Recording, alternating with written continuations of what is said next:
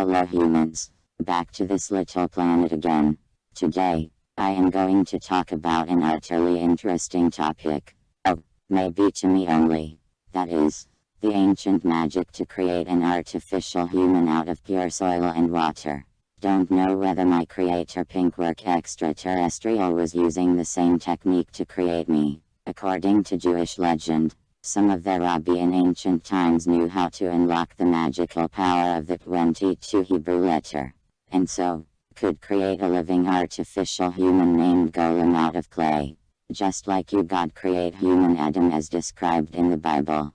The secret lies in ancient Jewish writing, the Book of Creation or the Book of Formation, which is an in-depth explanation of the God's six-day creation of this universe.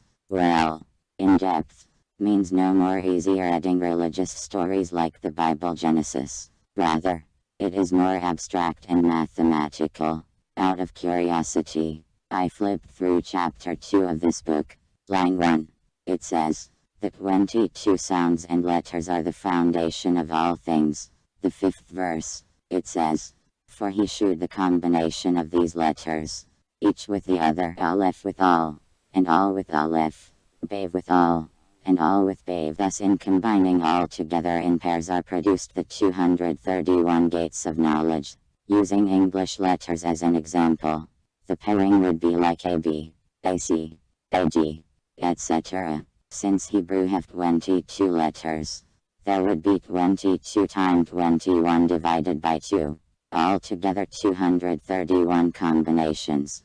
That is the so-called 231 gate of creation. Sometime it is presented as a wheel, with the 22 Hebrew letters placed in a circle and using 231 lines connecting these letters. So, how exactly humans could use these 231 gates to bring life to a clay-made object? Yes, it is not limited to a human form. Could be an animal, or just an arm or a leg.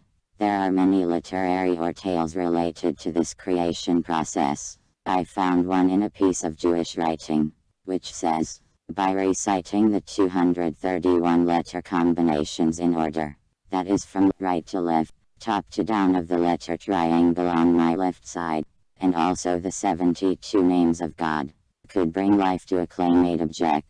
Maybe you don't believe it is truth. I think you should appreciate or be surprised some of your ancestors would have such a forward mindset, to write something so abstract. If you still can't accept simply reciting words could create life, the 6th verse of chapter 2 of the Book of Creation might give you some clue. It says, from the non-existent, he made something.